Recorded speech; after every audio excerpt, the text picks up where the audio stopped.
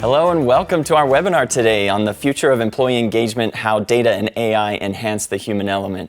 My name is Bronson Dameron and I am the Director of Content here at Awardco. And my job today is to facilitate the conversation between our two subject matter experts, JD Drasbeck and our friend Dave. Excuse me, Dave, I forgot your last name. We've been saying first names the whole time. Remind me of your last name? Dixon. Dixon. Super simple. You'd think I would have remembered that. And Dave Dixon, who is from MIT Horizon. So thank you so much, both of you, for being here. We'd like to have you introduce yourselves. Give us a little bit of your background and what you're involved in and what you're passionate about so that our viewers can get to know you a little bit and we can have a good conversation today. So JD, why don't we start with you? Yeah, absolutely. Thank you so much for having us, Bronson, and really excited here to learn from Dr. Dixon, Dave. And it's going to be a great session. So really looking forward to it. Name's JD, full name James David, originally from Washington, D.C. Have a big passion for human-centric leadership, which we're going to talk about today. Got my master's in healthcare administration on the East Coast, and then joined a company called HCA Healthcare. So I was a healthcare administrator for several years, had a great experience there, and recently turned full-on entrepreneur, joined Dr. Dixon in this great company that helps people to create better workplaces. So really excited to be here. On a personal note, big family guy, love comedy movies. I'm an endurance athlete and very excited for the cold sweater weather. So it's going to be good. That's great. Thank you so much for being here, JD. Dave, why don't we have you introduce yourself as well? Thank you. Sure. So right now, my title is I'm the head of AI education innovation at MIT Horizon. So MIT Horizon is a part of the department of MIT that's called Open Learning. And what we do at Open Learning is we try to face outwards. MIT really has a big priority on trying to educate the world and share knowledge instead of keeping it inside. And at MIT Horizon, we work with companies, organizations, government bodies, even countries around the world to help train their workforce. And right now, as you can guess, a lot of that training is in AI, what people are looking for. So I get to swim in this stuff all day. Before that, I spent some time in a number of different roles, but the role I spent the most time in was as the head of the business department at Southern Virginia University, which some of you may have heard of. I loved it there. It's gorgeous. I was brought in there directly out of Stanford. So I got my PhD at Stanford University and a master's in management science and education and a master's in sociology. My PhD was covering, it's broadly organizational behavior and management. And organizational behavior is the overlap with HR. So we're playing exactly in my space. I love this. But with a very specific focus of sort of the technical aspects of how technology changes the way we work. And so that's what I've been doing for a long time. The conversations we're going to have today overlap with the focus of my life for way more than the last decade. So I'm excited to be here. I have 6 kids. Me and my wife started with twins, and they're 14 now. And so, when you start with twins, everything else just feels like gravy. So we just kept having kids. So, yeah, happy to be here. That's great. Thank you so much for that introduction. It is wonderful to have both of you here, and we really look forward to your expertise and everything that you have to share with us today. I want to invite everyone here that's viewing this webinar to pipe in the chat and let us know where you're viewing from. Let us know what's going on in your world, and so we can kind of see where everybody is viewing from. I say calling in from, but that's not technically true with the webinar anymore. So thank you. And let us know that any questions you have throughout the webinar. I will be monitoring the Q&A, and I will pose those questions to both JD and Dave so that we can make this as conversational as possible in a virtual world. So let's get started on the conversation here. We want to talk about the outline and kind of go over what we want to cover. We're going to talk about the opportunity and challenge with AI and employee engagement and a whole host of other things. And then we're going to talk about how AI and employee engagement specifically relate to your work and what you're doing. And then, of course, we want to touch on AI and the human-centric leaders, what it means and how it can affect your job and your ability to keep in touch and influence others. And then go over any questions and opportunities to learn more. It's going to be a very conversational and we hope that you will pipe in the chat as well. We have a lot of people talking and telling us where they're viewing from. We have everything from Tennessee to New Hampshire, California, Florida. So we've got the whole spectrum here. Thank you for your time and for attending. Well, let's get started and have some discussion here. Obviously, we introduced ourselves, and Dr. Dave Dixon and JD Drasbeck, and grateful to have you both here. Now, let's talk about the opportunity a little bit. As we spoke a few days ago, JD, you spoke about this stat in particular. I wonder if you could kind of tee us off, and then you and Dr. Dixon can have some of the conversation here. Yeah, kind of getting real with y'all. When I was an executive team member at the hospital, dollars matter. No margin, no mission. It's a real thing. So what we're going to talk about today will, in my opinion, and in our opinion, will change lives. I think it's important to recognize that as those lives are changed, it does have a direct dollar amount linked to it, which is wonderful to remind your CFOs, your CEOs, or if you're lucky enough to have your own different budgetary controls, which is wonderful and would be incredible. Hopefully you do. $1.8 trillion is the annual cost to U.S. businesses from disengaged employees in the year 2023.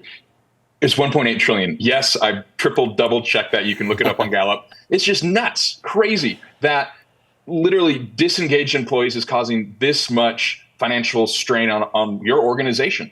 So I think it's really important to recognize the wonderful opportunity we have here to make a big impact in human life as well as on our bottom lines. Yeah, absolutely. Dr. Dixon, what would you add to that? I'm actually really familiar with the study, and I think it's really important. They're doing it ongoing year by year, and there's a few other highlights to pull out of that. Depending on the year, it's anywhere from 13% to 18 or 19% of employees are what they consider actively engaged. And actively engaged is kind of what we all hope for. It's what we're all promising our kids they should look for in their future careers, and we're getting about 13 to 18% who actually achieve it.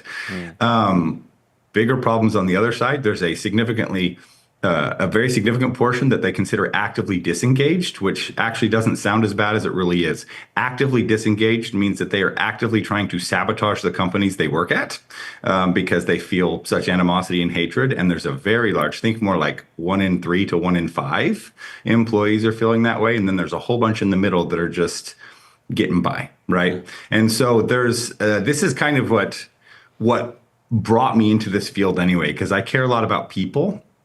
And I don't necessarily think that the work systems that just sort of kind of evolved after the Industrial Revolution were set up to really take care of people. They were set up just for productivity. Yep. And as we're moving forward, we're finding that those two actually go together and people just skip it a lot. That productivity and caring for people, because the ROIs are sometimes hard to measure, a lot of times it just gets left. So that's kind of the importance of this entire conversation is the better we can make it for people, the less of this money that gets lost, the more productivity we have, and the better the world is. So it's kind of a really big important topic. And it's like a win-win situation, right? Like better productivity can come from caring for people, right? It doesn't necessarily mean just the bottom line. I want to ask a follow-up question to that. You mentioned that actively disengaged employees.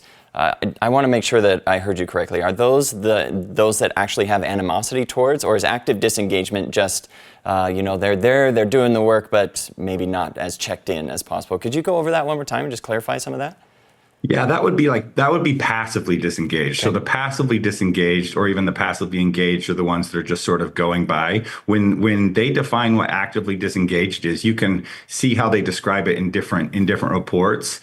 But I think the most powerful description that I've seen Gallup use is essentially these are the people who are sabotaging. So when they say actively disengaged, that means they're actively doing things to try to damage the company they work for because they are that dissatisfied. And so this isn't, and the amount of them is large. It's very substantial.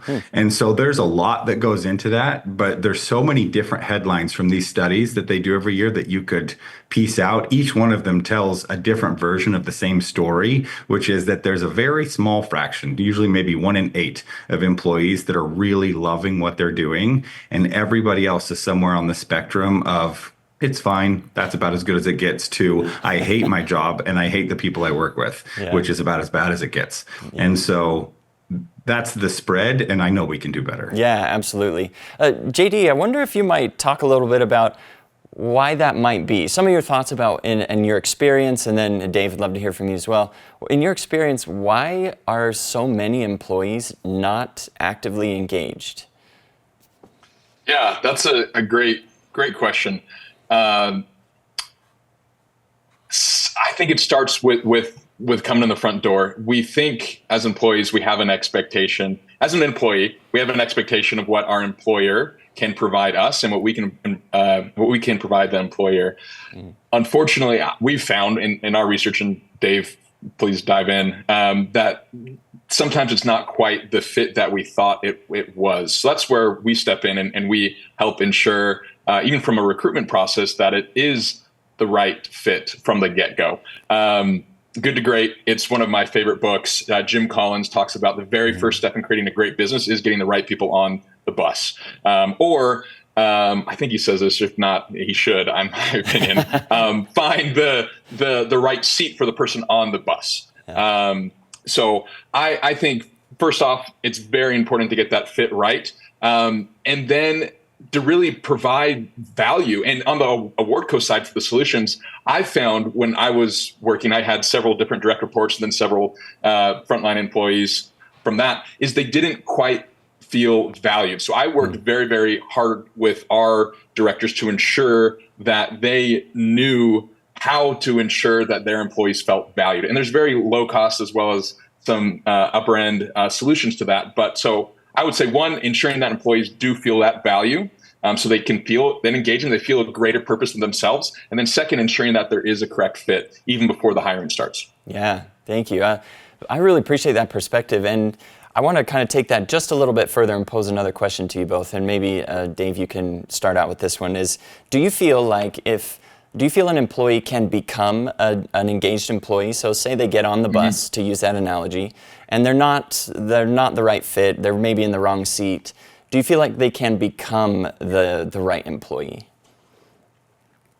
Not in every single case, but in most cases, yes. I think you can never go with absolutes, but yes, and that's what we call it, job crafting at WorkFit or position crafting. How can you craft your position? So a decade ago, I worked with a wonderful scholar at Brigham Young University named Jeff Bednar, and he and I had this crazy question that we couldn't figure out, which was when we were measuring accountants and we were studying accountants, we found that generally speaking, accountants have very high levels of job satisfaction, and a very high percentage of them would recommend their job to anybody else.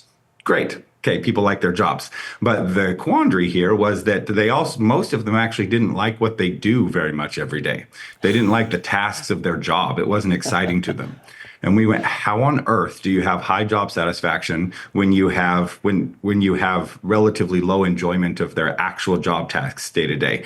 And that drove us into this place that became so helpful and so powerful. And part of that is underlying everything that we do at WorkFit now. But I think it's something that everybody can better understand, which is companies, when they're usually trying to find a good fit, they're thinking skills. So job task, right? What can they do and what do they like to do? And then they're thinking the rewards, specifically usually money and perks.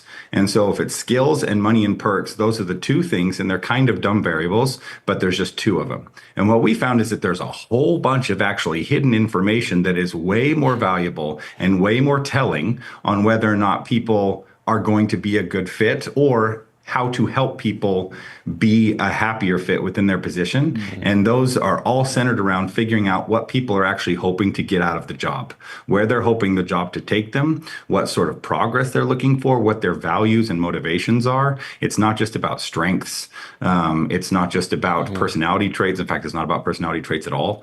It's not about any of those things, but job task is one of many aspects that people care about, and so is money. But those aren't even the top two for most people. There's a whole bunch of other things that people care about that they very rarely tell their employer, and the employer never has any idea. And so the ability to match those is crucial. And I love that work that I got to do with Jeff back then. I'm still excited about it because uncovering these underlying mechanisms behind how people actually evaluate and actually become satisfied at their jobs has opened up a whole new world of opportunity for people in HR to go, oh, we're not just matching to skills and money or skills and rewards. There's other things we can match for as well.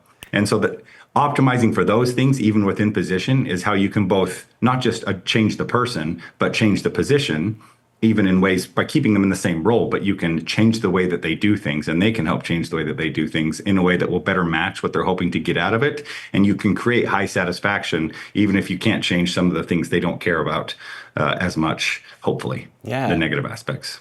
That's incredible. Thank you so much for that. This is very insightful. JD, would you add anything to that? I would just say amen. That was incredible. The only thing I would want to highlight maybe a little bit more, and Dr. Dixon and I have spoken about this at length, is one of the fundamental core values of WorkFit, our organization, is that people can change, and people do change. So I think that's just so incredibly powerful to recognize that we do have the power within us as leaders, because it starts with us to change, and that can influence others to change as well. And I would assume, and I'm curious, Bronson, from the Workco side of things, I'm guessing that's also believe that as we recognize individuals that they can change, they can become better, and they can become an ideal teammate. Yeah, absolutely. I mean, I think that recognition is really interesting because everybody likes to be recognized for something or appreciated or, have gratitude expressed or anything like that. But the research that we've done and that we've shown with Awardco is that when someone is recognized, whether or not it's monetary or whether or not there's a gift or a reward associated with it, it actually has an impact in your psychology, in your brain, in your chemistry, and it makes you feel more engaged. It makes you feel happier. It makes you feel more hopeful, things like that. And all of those are metrics that contribute to productivity and a great workplace. So yeah, absolutely. I totally hear you, and that's very true. I want to remind everyone in the chat to continue asking your questions.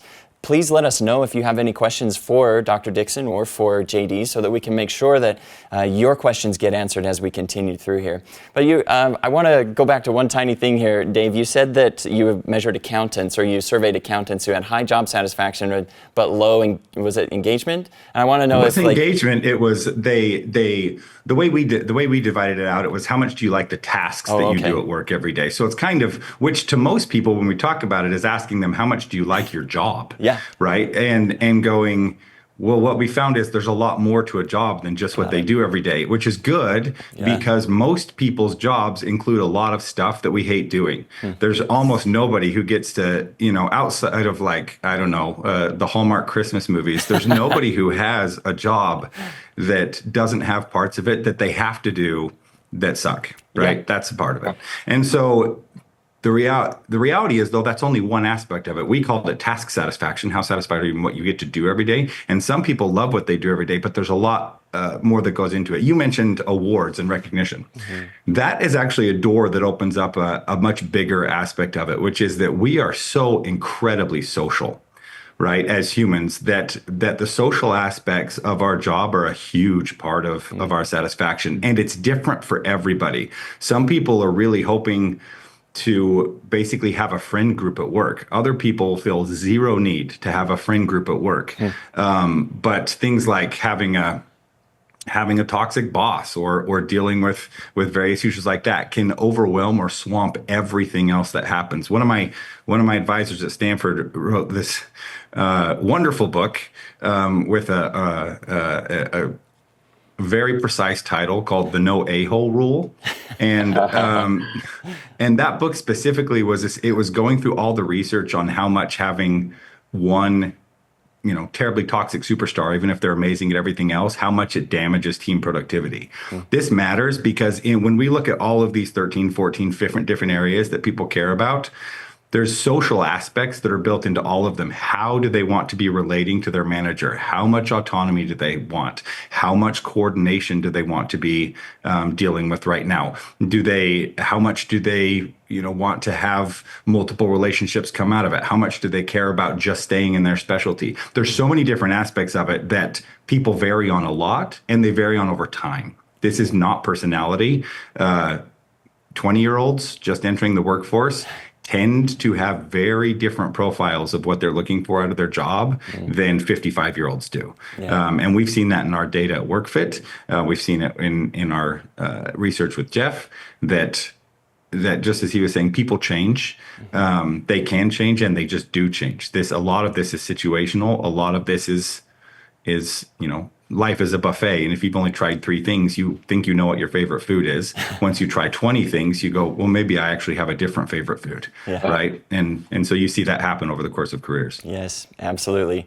Thank you so much for that insight. I want to pose this question to both of you, but also to our chat here. What issues are you currently facing with employee engagement and turnover? Now, I know this may not be as applicable, say, to your work, JD, or to yours, Dave, but I want to make sure that the chat can pipe in and say, well, let us know what issues you're facing.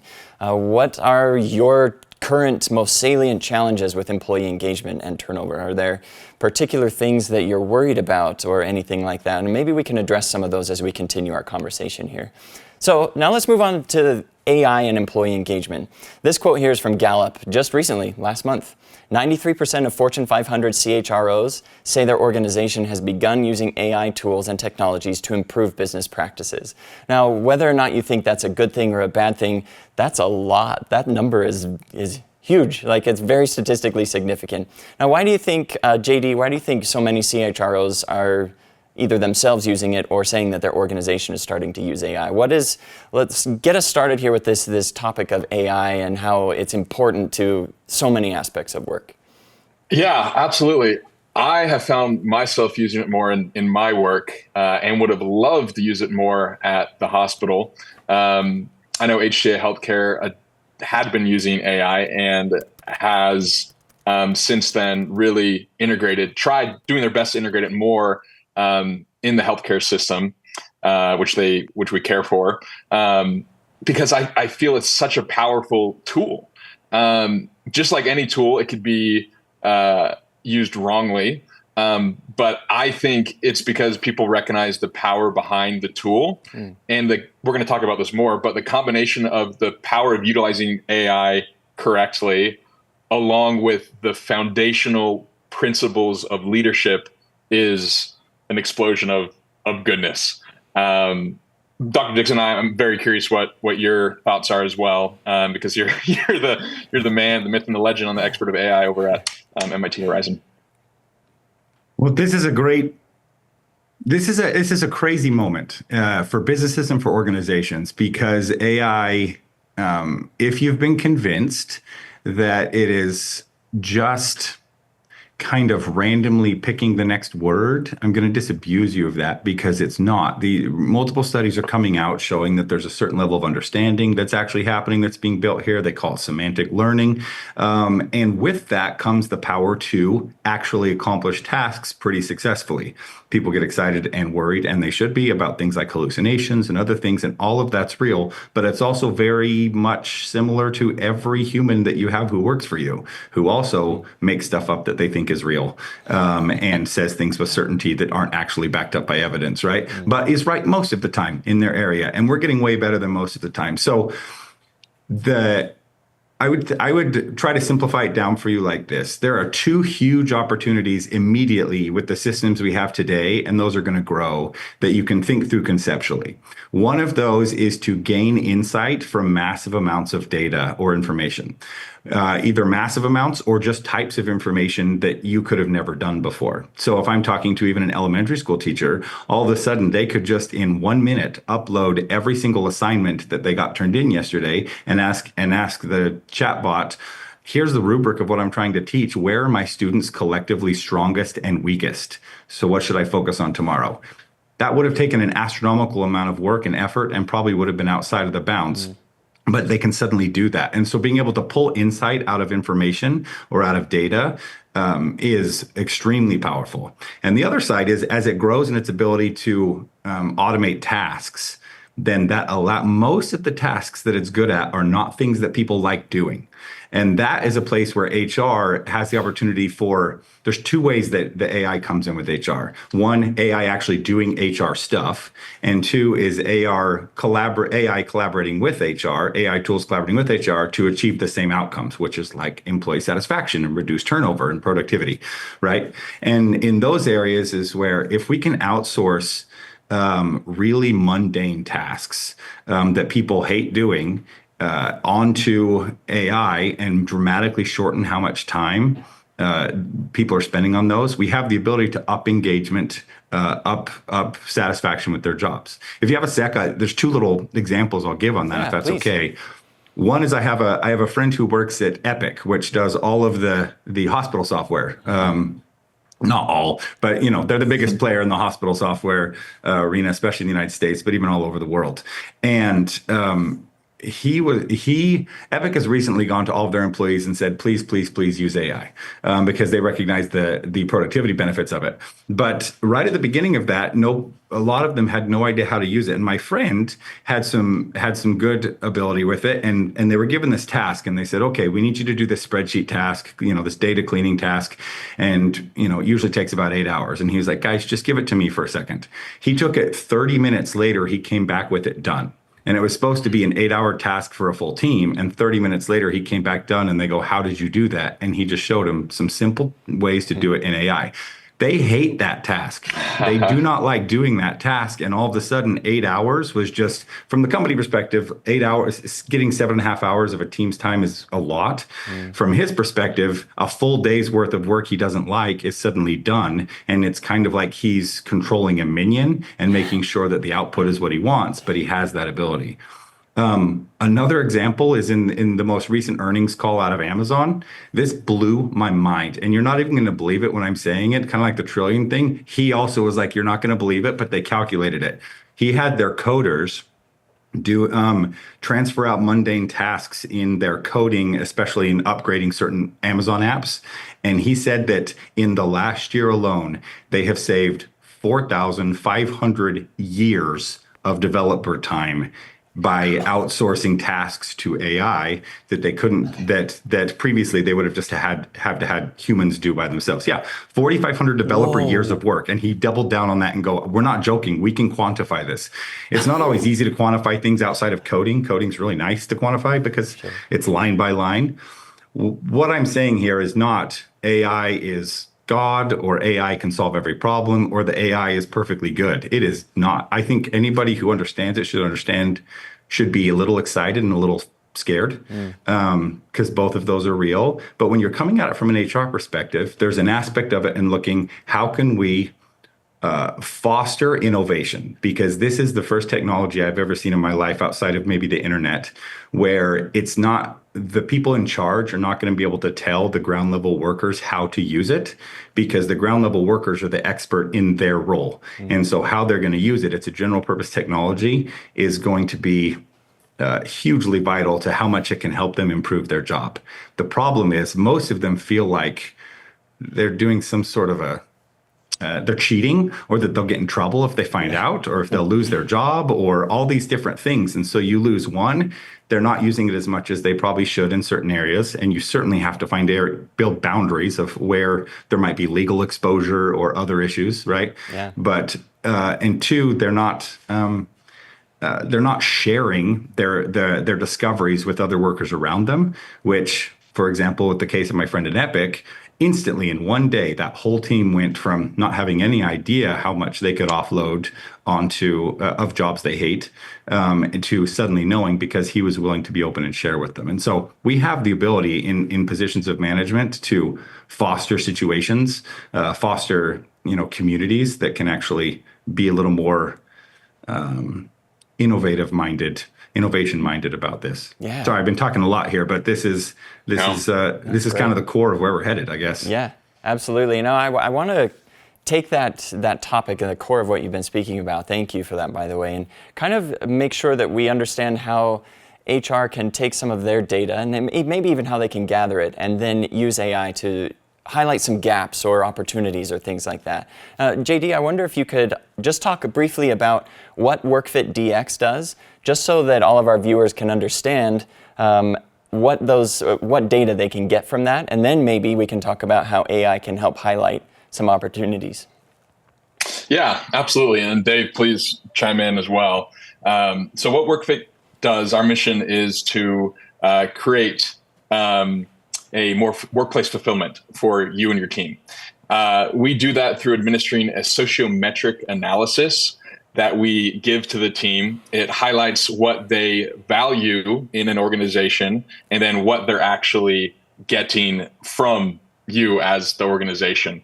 And we step in and we help provide solutions to help more align the values as a individual employee and as a team. And there's some wonderful solutions that Awardco provides to better create that value. So in short terms, what we do at WorkFit Diagnostic, the DX stands for diagnostic, just that, is we diagnose where there's opportunities and then work with wonderful partners like Awardco who then go in and provide solutions. We also are working on other different iteratives to help make your jobs easier. And that's one thing as a leader that I've learned is you really need to listen. So we'll provide an opportunity here at the end where we can talk with you about specific things that we can do for your team on a personalized approach to make your lives easier, to help you fulfill your goals and vision. Yeah. Thank you so much. And so WorkFit DX can give you a lot of that data. Now, it doesn't necessarily have to be, however you gather that data, and WorkFit's a great way to do that. WorkFit DX, I should say the whole name. It's a great way to do that. Then how can you use AI to maybe translate that into some action steps, some points that you can take action on? Dave, what do you think? Yeah. This is a great question. So when I was talking at the beginning about how we're sort of often looking at what are they going to do in their job? Are they qualified in skill set, and how much are we paying them, and what are the benefits? And those are a few, but there's all of these other things that we've usually been flying blind to. And so WorkFit DX specifically was built to try to get at those. But you can try to get at those however you want. This is not just we're the only option to do this, but the point is that you need to be able to open your horizons to understanding that there's things that people care about a lot that are totally shielded from you and sometimes even shielded from them. They're not even necessarily thinking about what are the aspects of their values that they're trying to come out of. And so WorkFit DX specifically was built with me and my co-founder, and JD came in a little more recently, and I was at Stanford at the time, and he was at London Business School, and we tested it a lot on people to really help figure out, based on our knowledge and understanding and our research, what is it that people really care about when they're evaluating their jobs. And so those are the values that people have include things like how much autonomy do they want? What sort of location do they want to be working in? How much coordination? How much excitement do they want out of their job? All of these factors that actually are way more aligned to, say, the lists that we made maybe when we were teenagers about what our ideal person to date was. And we're making these qualitative descriptions. I want somebody who's funny. I want somebody who's smart. I want somebody who's all this stuff. We weren't just going, I want somebody who can change the oil in a car or who can cook good food, right? It wasn't just task oriented. Mm-hmm. And so those are the types of questions that you want to be able to get answers to one way or another. And then once you have those, the great thing with AI is study after study is showing that there's two areas that it already excels at. One is that it, in its interactions, it rates as being extremely humane and creative. In the sense that it consistently is outperforming doctors in bedside manner. Wow. It is the best thing we've ever found in helping people disbelieve conspiracy theories that they may have held very tightly, which is kind of the gold standard of persuasion. Now, there's also obvious concerns if you have a very persuasive AI, so just think about that. But and that it basically is blowing every human out of the water in creativity. So every academic test that we have, and we have decades of research on creativity, is showing that these things are extremely creative.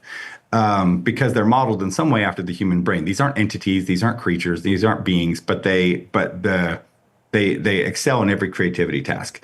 Why this matters is because it means when you are trying to solve problems as a professional, we're usually trying to come at it from a perspective of whatever we can come up with at the moment or our own experience.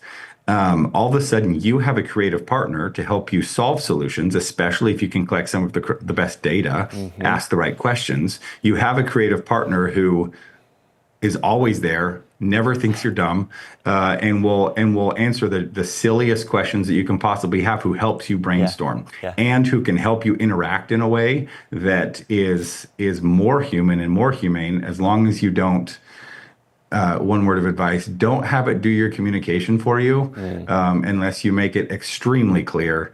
Well, unless you're extremely sure that no one will ever know, because when people think that the AI is doing the communication, it makes them angry.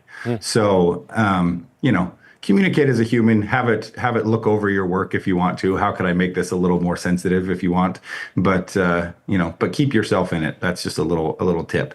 But you got to be thinking of AI as an intelligence partner and a decision-making partner, because that's where it's best right now. Yeah. Because any specific tasks are going to have various levels of capabilities, but in these very human areas like HR, it's actually quite good at helping us solve human solutions. Yeah. That's incredible. A couple things here. I want to briefly address some things in the chat. So a couple of you have asked some questions about remote work and engagement. We will definitely get to those. Thank you for your questions. We'll save those probably towards the end as we discuss a little bit more about AI and stay on this topic for a moment.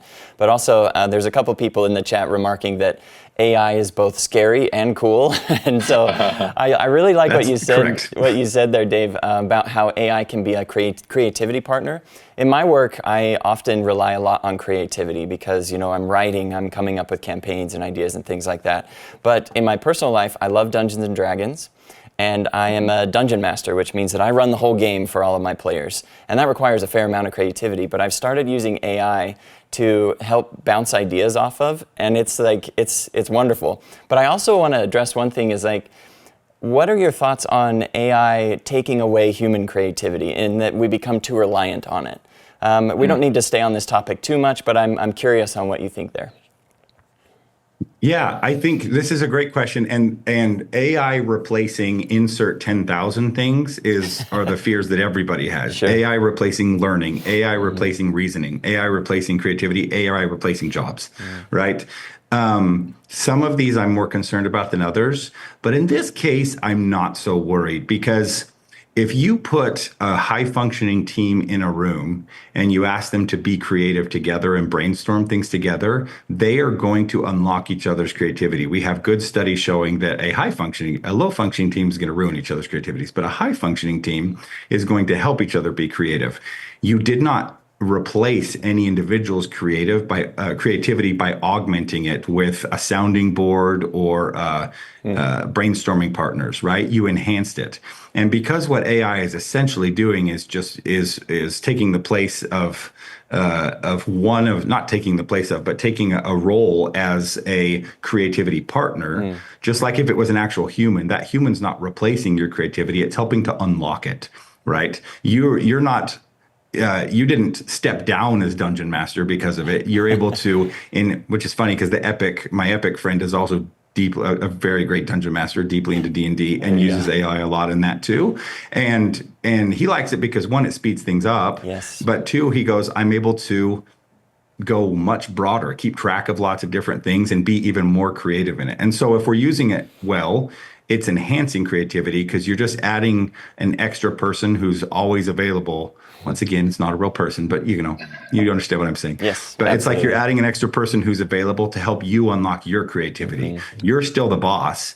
It basically is putting everyone at any role in the position of a manager over their role, and now they have little helpers that they can direct to help accomplish that role. And so I wouldn't see it in most cases as replacing the human or the human creativity. You're augmenting it and enhancing it by giving everyone a little army who works for them to help achieve their role. Yeah.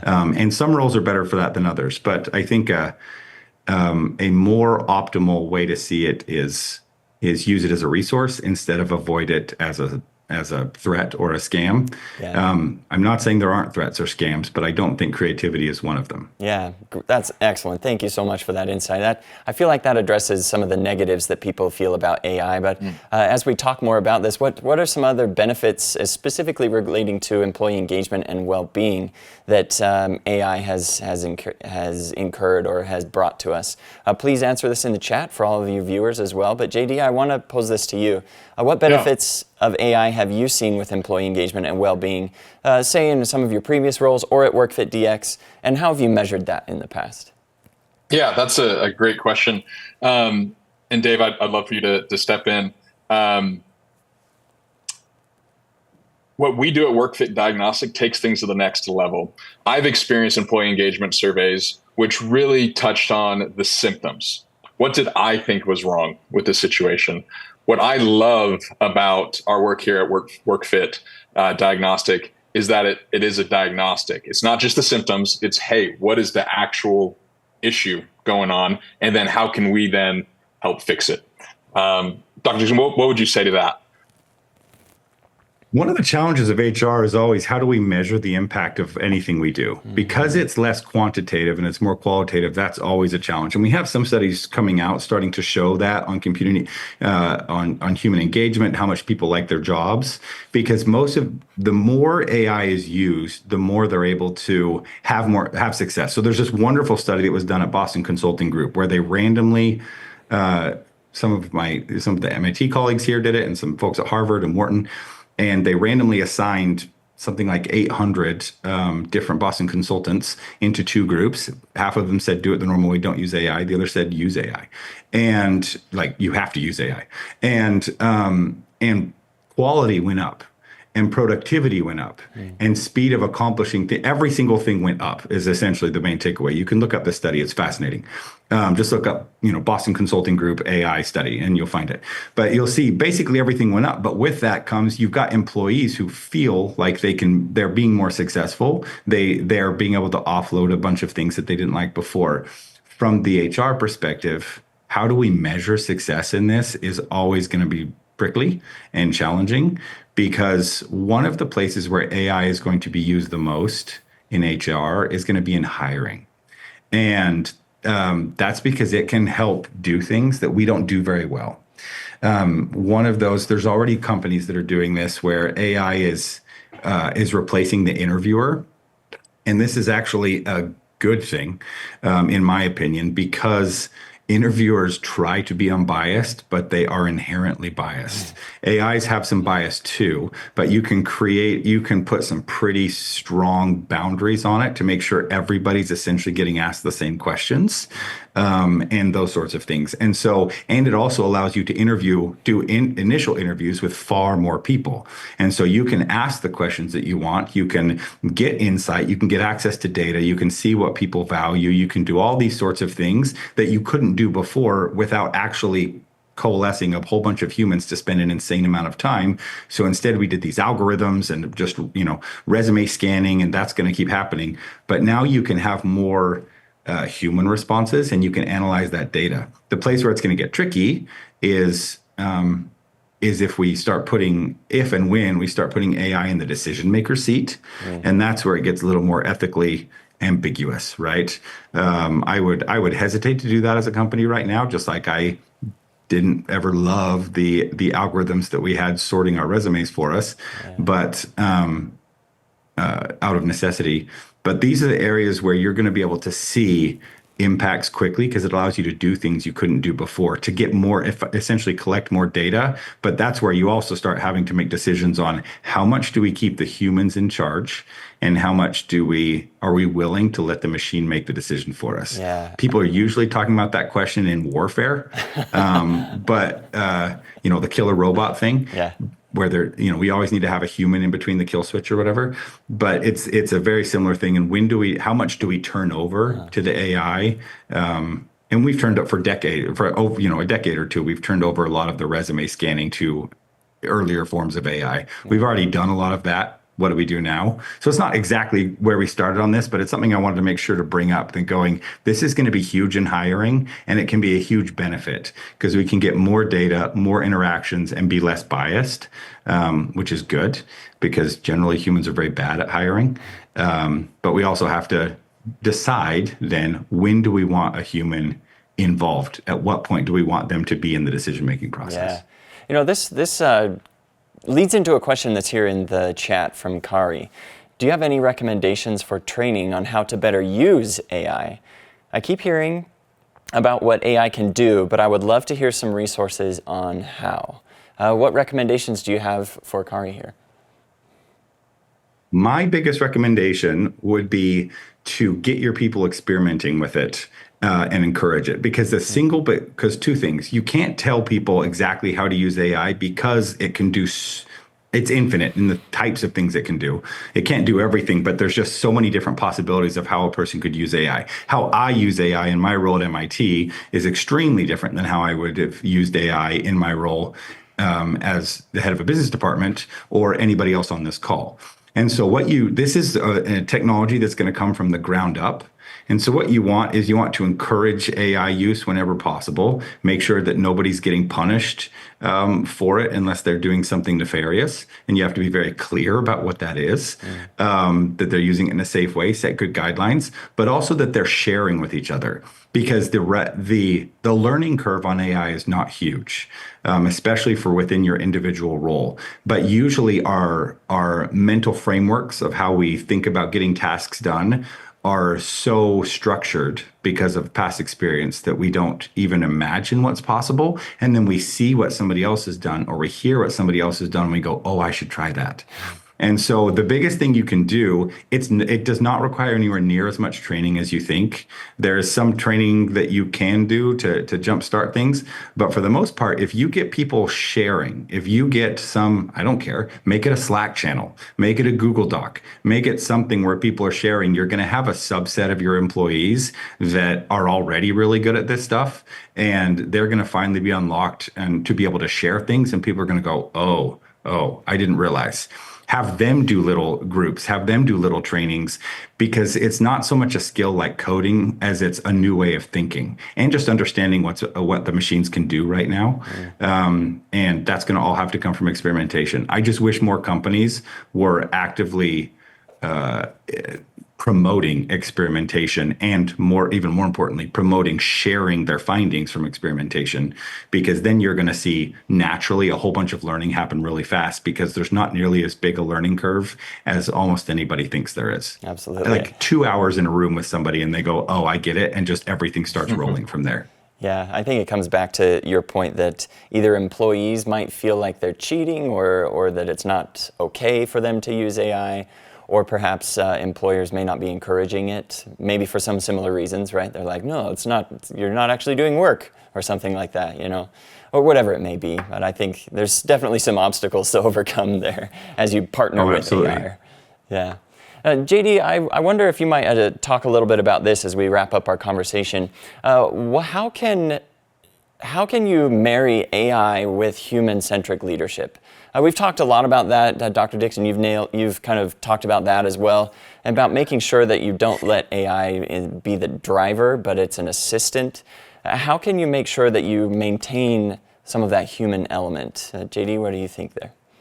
Yeah, I think there's a great question, Bronson. I think there's a great danger in using AI as a crutch for things that a robot just can't do. Getting to know the individual behind the badge. Just that simple example. I know leaders in my past that, and I'll give a specific example without sharing a name. There was one leader who was the head of the hospital, and they really got to know me. What were my personal issues going on, my family issues? They got to know me as a human being, as a person.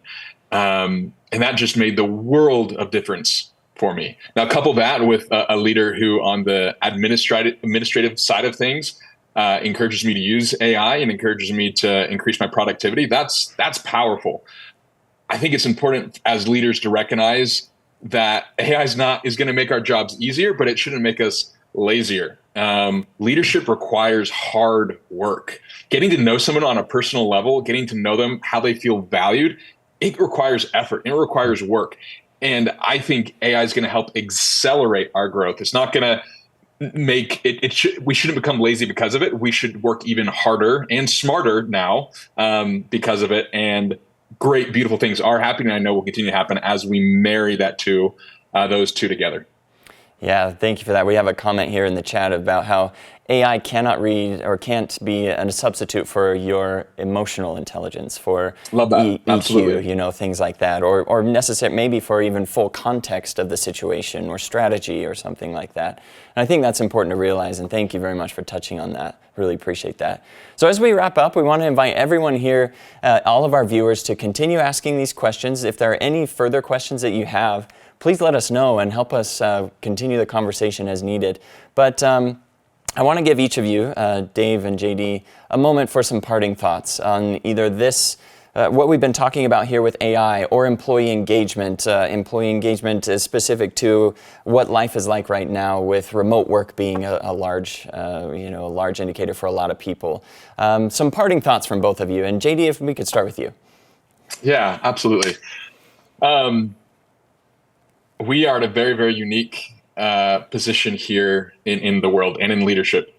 And again, just what a cool opportunity we have to work smarter through AI, to work harder on those EQ, emotional intelligence items, to really impact people's lives and to impact the people that we're serving in the organizations that we are with. There's some wonderful, incredible resources that Awardco has that I've seen personally, in terms of recognizing, in terms of driving and fostering employee engagement, which drives real results, and a wonderful partnership, unofficially, that we at WorkFit can do to help diagnose what issues and where more specifically the value could be given.